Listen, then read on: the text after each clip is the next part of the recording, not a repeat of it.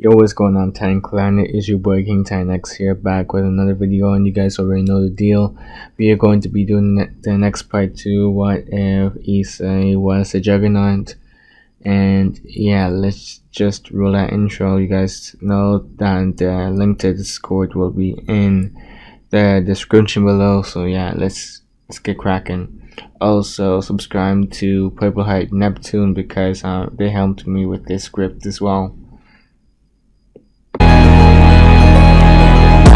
In the whipping, I'm whipping the soul out it. Chin the toe when I'm flexing like Pilates. Why you frontin', you act like you somebody. Keep it trillin' the view how I go by. I was stuck in the road, I was nobody. I've been looking for something to go body. There's an art to the hustle like yo got it. Kick out a kid back and hit like a new shot. In the whipping, I'm whipping the soul out it. Chin the toe when I'm. Once Issei ended up finding out the reason for why Rias was so willing to give herself up to him, he was livid. He was informed of this fact one day while he was forced to attend one of the meetings Rias had set up for the whole peerage. It was taking time away from what he wanted to do after all. His height was into boxing. Not being in these boring meetings for a good portion of his day, where they didn't even really talk about anything of importance. He was glad he was at this meeting in particular though.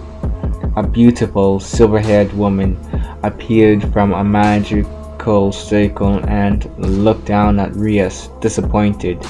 She introduced herself as Grafia and apologized on Rias's behalf. After all, Rias was supposed to be getting married, but instead she decided to commit infidelity before she was officially married. Rias was meant to marry a man by the name of Riser Phoenix, but she apparently didn't like the man at all. This marriage was meant to be for the good of both the Grummery household and the Phoenix clan. Grafia was aware of the fact Issei had no idea about any of this beforehand, so she did not necessarily blame him for any of this. It was just used in order to fulfill Rias's desire to get out of the marriage, but it didn't work. The marriage would go on unless Rias beat Riser in a rating game. Issei looked over at Rias and just sighed when he didn't even hear her trying to defend herself. Guilty as charged, they would usually say. He got up and left the room. She wasn't really worth his time anymore. Even when Rias tried to make it up to Issei, he just shook her off for the most part. She tried to drag him into some weird form of training in order to prepare for the rating game that would happen in a month, but Issei just took advantage of the fact he was getting fed here. He pretty much consumed the resources that were being provided and did some shadow boxing in order to make sure he didn't get rusty during this month. He refused to train with the rest of the group though. Even after a month was over, he informed Rias of the fact he wasn't going to help her in the slightest when it came on to winning the rating game. When Rias heard this, her face began to pale. She knew Issei was strong, probably the strongest piece she was ever able to collect in all honesty. She was placing all her bets on Issei helping out, but now he was telling her that wasn't going to be the case. She immediately began to plead with the taller devil. She was willing to give him anything if he helped her win the rating game. She even tried whispering into his ears some things that would tempt some men, but Issei wasn't fazed. He just made his way into the audience and watched Rias's peerage get decimated. The only one he felt kinda bad for all throughout this game was Konako. She was pretty much the only good part of the peerage. Akano was cool as well, but that was for different reasons. Akano was pretty cute in his opinion, while Konoko was physically strong. He had more of a bond with her than the rest of the periods. He had more of a bond with her than the rest of the peerage, so it hurt a little to see her be one of the first getting eliminated. After all, they were basically sparring buddies as well. It was elimination after elimination from there. They managed to get a couple of Rise's pawns out, but in comparison, it was pretty pathetic for Rias. It didn't take long for her peerage to get overwhelmed and lose the entire rating game. Issei simply tissed seeing this. He hollered over to Rias and congratulated her for her marriage. She looked down at the ground when she heard this and began to clutch her fist. It was tight enough to cause her hand to stop bleeding a little. She felt humiliated right now. Riser decided to speed up the wedding date and have it be a week after Rias' loss to him in the rating game. Issei and the rest of the peerage were invited to the monumental event. Issei made sure to wear his nicest suit and was in the front row. Pretty much all of this was just to spite Rias. He was a very petty sort of person. He was mainly annoyed with her wasting his time and lying as well. He didn't like being used. After the wedding was over, Issei walked over to Riser. He wanted to know if he could fight Riser one-on-one in a boxing match. Boxing match? Riser questioned. Issei nodded. Grafia flew over to where the two were and asked what the two were talking about. Riser went on to explain how the boy, he believed they were from his dearest Rias's peerage, wanted to have some sort of boxing match with him for some reason. He had no idea what a boxing match was and did not know why the boy would want to fight him in the first place. Did he have some sort of grudge against him? Was he trying to win his master's freedom from their marriage? If that was the case, then Issei was already too late, but he had a feeling that this wasn't the case. Grafia giggled hearing this. She gave Riser a bit of Issei's backstory and brought up the whole concept of boxing as well. Issei only wanted to fight Riser because he was bored and wanted to test out the strength of the devil, since the humans of his realm were more often than not too weak to handle his strength. He had some sort of strange sacred gear that gave him an insanely high amount of strength on top of having the boosted gear. This was also the boy Rias used in order to get out of her marriage, although it was clear it failed. Riser laughed when he heard this. It didn't seem like much to entertain this lowly devil's request. He'd get a taste of what a devil's strength was really like and see how much of a difference their strength was from a mere human's own. Grafia set up a ring for the two and she supplied them with boxing gloves. They had a change of attire in order to fit the occasion, and everyone ended up coming over to watch how this event would go. It wasn't every day you saw a new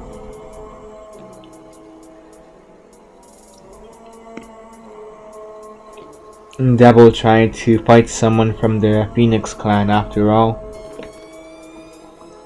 most were betting on Riser, but they would lose their marbles once they saw it. It was a complete opposite of what they were expecting.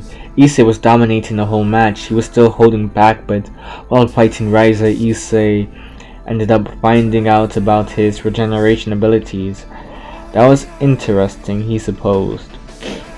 That meant Riser could take more of a punch. Riser trying to land some blows on Issei, but more often than not, Issei ended up avoiding the attacks. Riser was getting knocked down multiple times. Over and over, Issei knocked down Riser, but he would continue to get back up.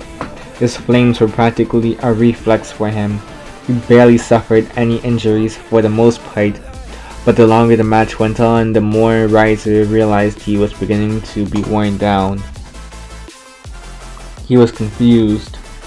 This didn't normally happen to him. It would usually be that his opponent ended up finding out what made the Phoenix Clan so special and tried to find a way around it, only to lose not too long after. At worst, they would get tugged out trying to counter his powers, and he could eliminate them from there. The both of them had incredibly high stamina apparently, but one of them had to give soon. Issei wasn't showing any signs of exhaustion though. On the other hand, Riser's regeneration was seemingly beginning to approach its limits. What the heck? This was ridiculous! One uppercut and right hook combo was practically left. Alright.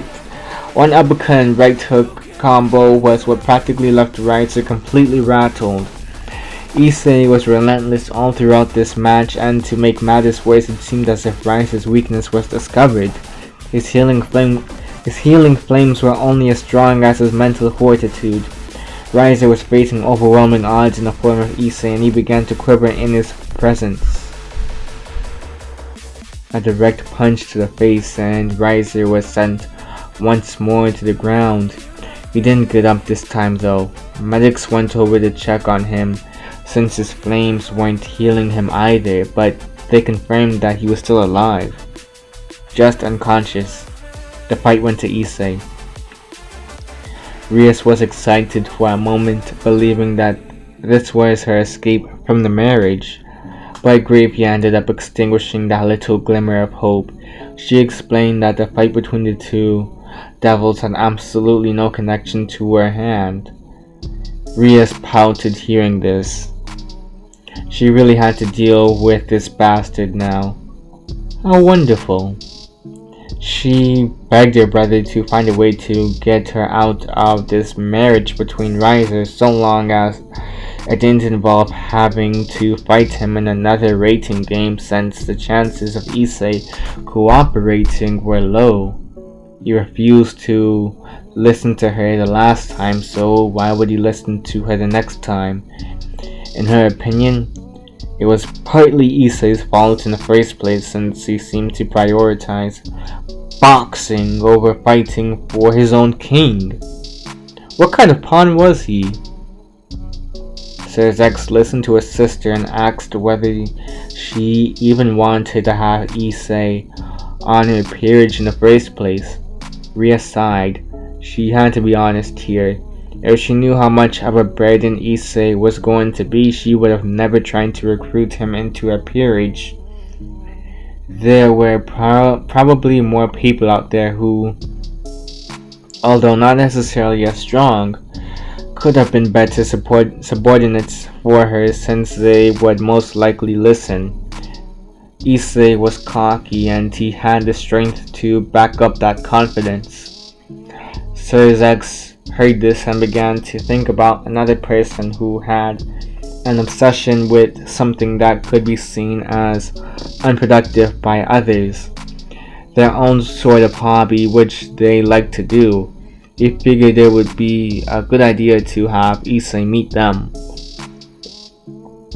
Maybe he would listen to that person more than Rias under the right circumstances. After Rias left, Serzex ended up calling up the one known as Seraphal Leviathan. He asked her if she wanted a new pawn. He gave a description of the boy, and she admitted to wanting to see this kid. It didn't seem right at first that they were coming from his little sister's peerage, but if the kid could take down a member of the Phoenix clan in a fight, although there were no stakes, he had to be sort of interesting. Cerzek set up a time for the two to meet, and Cerzek introduced them to each other. Issei was confused as to what was going on. The first thing he decided to ask was if this girl was all natural. Cerzek was confused as to what Issei meant. Issei went on to explain the fact the girl that was standing in front of him looked like a kid, but her by the way, I am not a pervert. The chest was rather developed, you could say. It didn't make much sense. It didn't make much sense for her to be so developed in that area, but Seraphon laughed when she heard this. She liked the kid already. He was funny. She confirmed that she was absolutely all natural. Cerzek was practically as red as his hair at that moment hearing this conversation. He couldn't believe this was really happening. He coughed to get their attention once again. The redhead mentioned how Rias didn't seem to want him in her peerage anymore, and Issei had quite a bit of bad blood towards her, so maybe it would be a good idea to just have him switch peerages. Seraphon explained who she was, and to Issei's surprise, she asked about his interests. This was quite a change from his encounter with Rias the first time around. She was giving him hope. My interests are simple. I like anime, boxing, and girls, Issei explained. Seraphon gasped in shock. You like anime? What kind? Let's see. I like ecchi and magical girl anime mostly. I like some seinen, shonen, and isekai from time to time, but the first two are my go-to genres. Magical girl. Zex. I'm taking him right now.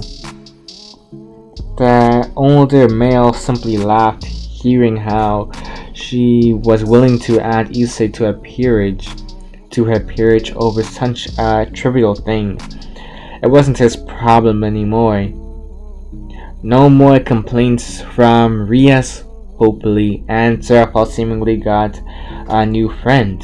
Seraphon teleported the two back to her headquarters, where they ended up binging a couple of her favorite magical girl shows. During this time, Seraphon ended up making a pact with Issei. Going by Issei's interests, she figured it would be good to have her to where Issei would fight for her, with some sort of incentive behind it. These incentives being that she could give him access to some of the best magical girl manga out there, and that he would also be granted the ability to meet up with a couple of cute girls each time he successfully fulfilled a mission for her. Issei wanted to know if she could and the capability of watching anime with her whenever as part of their agreement. Seraphon smiled when she heard this and immediately agreed to it. Over the next few days, Seraphon also ended up meeting with Issei's parents, brainwashing them into signing a contract with her to be Issei's manager. Life ended up being pretty good for Issei from there. He liked this new routine since it was extremely flexible, and he had returned to his former life for the most part. But now he had a cute girl as his manager, who was getting him into boxing fights against some extremely strong guys from around the world. This girl's connections were insane, and her taste in anime was even crazier. You could say that, well, she was cultured. Yeah, I know the cringe. While all of this was going on, though, Kiba and Konako were with Rias back at the Occult Research Club. Two cloaked figures entered their place, and apparently they were from the church. They mentioned how the holy sword Excalibur had gone missing and they were searching for the culprit. When Kiba heard the mention of Excalibur, all he could hear was static. Flashbacks hit him. The last thing he heard from them was their desire for Rias's group to not get involved, but Kiba would be lying if he said he would actually listen to these guys. He wanted some revenge of his own. He ended up dragging Konako and Sanji into it, hoping to find the two girls from the church so that he could join their voyage. He wanted to destroy the sword after all. They managed to find them on the street begging for money, and the two were easy to convince once they were fed. It was the least they could do after all. Unfortunately, they ended up getting into some trouble along the way. Sure, they found out who stole Excalibur, but they couldn't do much against this being. He went by the name Freed, and this guy was crazy. He was shooting holy bullets and swinging with the sword like a madman. There was no real finesse to it, but it was a fact one strike from that sword could practically end them. That was the issue. Thankfully, Rias was able to come in on time and force Freed to retreat. This wasn't over though. He still had the sword, which was an issue. The church girls left in order to pursue the culprit, while Rias went on to punish Konako and Kiba for insubordination.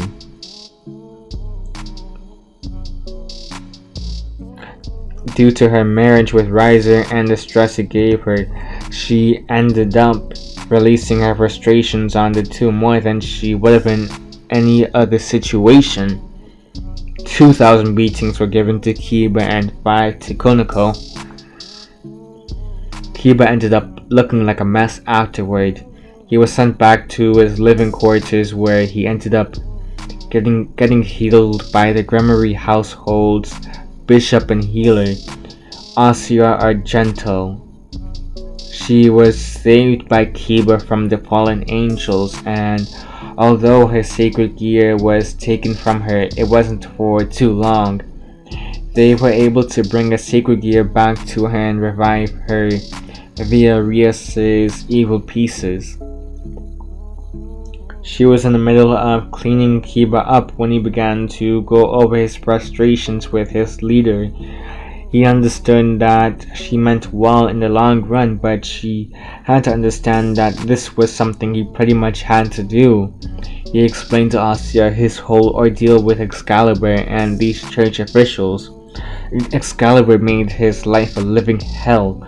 Since the beginning was pretty much him being used as a guinea pig for this project they had in order to have someone be capable of wielding Excalibur.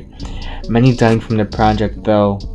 He was seemingly the only survivor, unfortunately, and Rias was the one to find him. He appreciated her for the fact she gave him a second chance at life, but at the same time, she would never understand what he was going through. Asia heard the story and realized how similar it was to her own. The church being so quick to discard them once they were no longer of value to their needs. For Asia, it was when she ended up healing a devil. For Kiba, it seemed that his value was being a test dummy for the Excalibur project, and when that went down the drain, they were quick to leave him for the dead. Asia truly felt bad for Kiba and began to comfort him while he broke into tears. He vowed his vengeance against the church for what he had to go through. The fight ended up coming to them the next time. Interestingly enough, a beaten up Irina was brought to the Occult Research Club's door, and there was a note attached telling them to make it to the back of Kuo Academy unless they wanted even more individuals hate in the process. This girl was fortunate enough in having been an enhanced human of the sorts, which was why she was still breathing, but they couldn't say the same for the others within that school. The group was forced to see what was happening with their own eyes and ended up meeting one of their greatest foes to date. His name was Kokobeel, and he was their worst nightmare. It was chaos for the Grimmery household. Even with the inclusion of Sona's peerage, they weren't really able to do much against Kokobeel. And then Freed was apparently allied with the man as well. It wasn't shaping up to be that great of a situation for them. Seraphal ended up hearing about what was going on at her little sister's school. She would have teleported there to deal with Kokobeel herself, but realized it would be better to send Issei. It would give her the chance to really see the upper limits of Issei's strength. After all, she had already tested one of his forms of strength beforehand, and I'm not going to elaborate on that. You guys just think about that. Moving on. Issei ended up getting a call from Seraphal, who explained that there was something happening at Ko Academy. Apparently, a rogue fallen angel was causing trouble. She wanted to know if Issei could take care of it. In exchange, she would be willing to offer up Sona and Tsubaki to him. Issei's eyes widened hearing this. The whole fallen angel part seemed pretty typical, but the part about Sarah offering up her own sister was, well, an opportunity he could not pass up. He was at home during this time, so he made a magic circle sending himself to that exact location. He wanted to make this as fast as possible so he could get this oh so precious reward. Once he arrived, he immediately went charging in. He was faster than the eye could see. Even the lower ranked devil eyes couldn't process what just passed them. Issei was too trigger happy at that moment. He was even in his armor just to make this defeat the troublemakers absolute. Issei ground Freed's face first and crushed it. He flung him aside right after and bear hugged Galilei to death. He threw the corpse at Kokobeel, who easily incinerated it. Well, it appeared that there was a newcomer, and he seemed to be rather strong in Kokobeel's eyes. He wondered if the one who adorned red as their primary color could handle his attack. Kokobeel didn't even get a chance to finish his thought process before Issei was already high in the air, gunning towards him. In the blink of an eye, Issei had shot through Kokobeel before punching the fallen angel down to the ground. He mercilessly beat down on the rogue crow and made sure that he wasn't breathing by the end of it. Riest did not recognize who this was at the time since he was wearing a helmet concealing his face, but his aura felt familiar.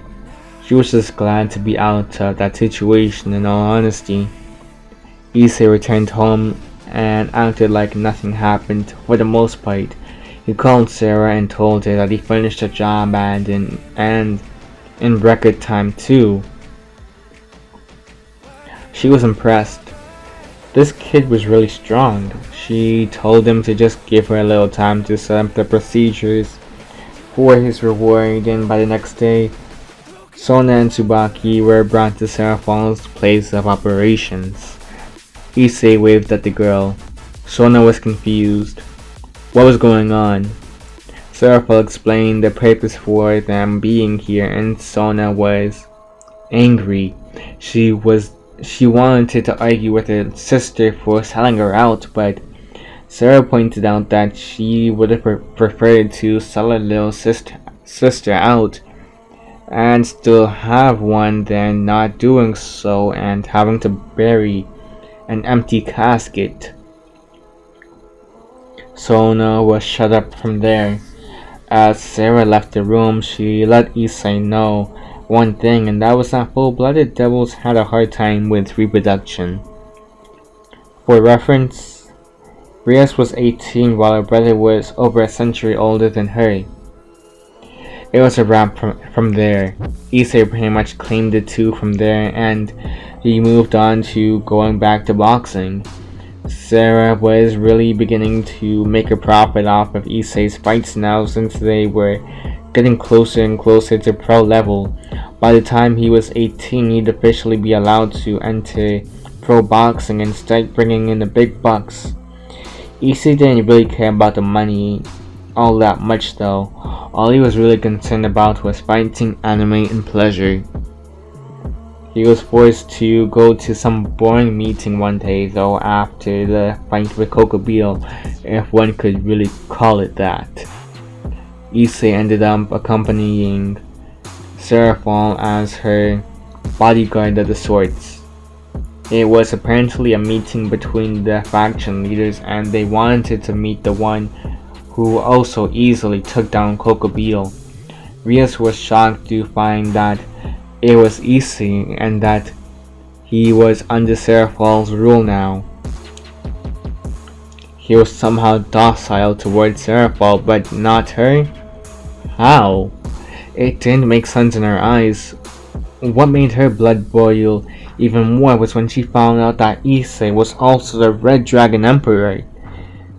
They only ended up finding this tidbit out later on though, when Valley declared his allegiance to the Chaos Brigade and his alliance with the old Satan faction. Although a couple of the people were frozen here, Issei wasn't one of those people. The descendant from the original Leviathan, Kateria, began to insult Seraphon. She claimed that she stole what was rightfully hers, her birthright. She began throwing several slurs at Seraphon, and Issei, hearing this, began to get angry. Seraphon turned to Issei with puppy dog eyes and asked if he was going to allow that mean old woman to say such harsh things about her. That was his tipping point. He practically leaped out to the building and summoned his army.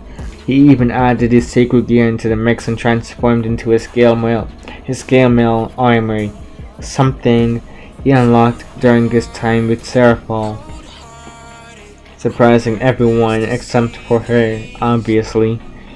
Rias turned to Seraphon and demanded an explanation for how she was able to get Issei to not only fight for her, but also find out he was the elusive Red Dragon Emperor. When did he even awaken his scale mail armor? For crying out loud! Oh my goodness, bro, what the heck? Seraphon giggled and simply explained that she treated him like a human, playing to his interests. Rias tried to defend herself, explaining that she did the same thing with Issei.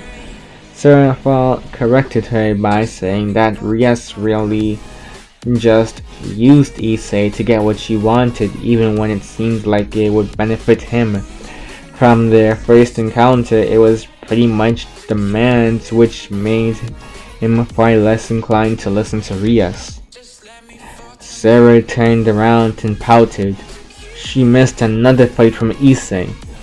She was so busy talking to Rias about where she went wrong that she didn't even get to see how well Issei was fair against a descendant from the primordial devils.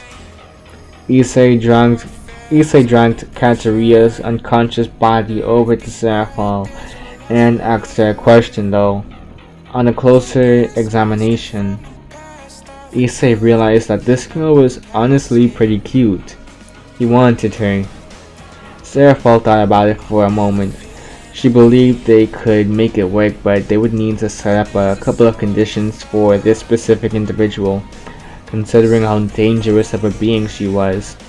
Issei flat out ignored Valley for the most part, since he wasn't asked to fight him. He didn't care if this guy was a white dragon emperor and eternal rival of the red dragon emperor.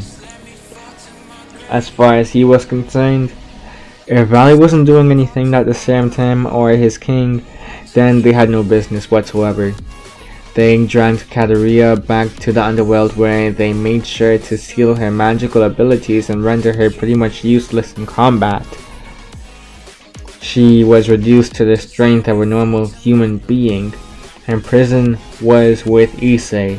One day though, Seraphon appeared and grabbed Kateria by the hair before flinging her into another dimension. She'd bring the girl back later, but they had important matters to discuss, and that was whether or not Issei would like his own show. Sort of like a spin-off from her own show where it involved Issei fighting a bunch of strong guys and basically beating them to a pulp. It would be targeted more towards a teen to adult audience, and it would be broadcasted everywhere. This series of his could be really popular, and he could be a celebrity of the sorts. With fame came fortune, and with fortune came more opportunities to fight really strong guys. Issei had to admit, the idea sounded enticing. He was in so long as it didn't interfere too much with boxing. Sarah laughed before mentioning the fact he would probably have a bunch of groupies knocking at his door more often than not, so the show would be the least of his concerns when it came on to time for boxing. She summoned the contract into her hand and a pen in her other. She gave them to Issei, and he immediately signed. And that's pretty much all I have for right now, Time Clan. You guys already know the deal. Remember to like, share, comment, and subscribe. Check out Neptune's channel. Yeah. Just leave a bunch of what if suggestions in the comments below. And it is your boy King Time Next signing out. Peace.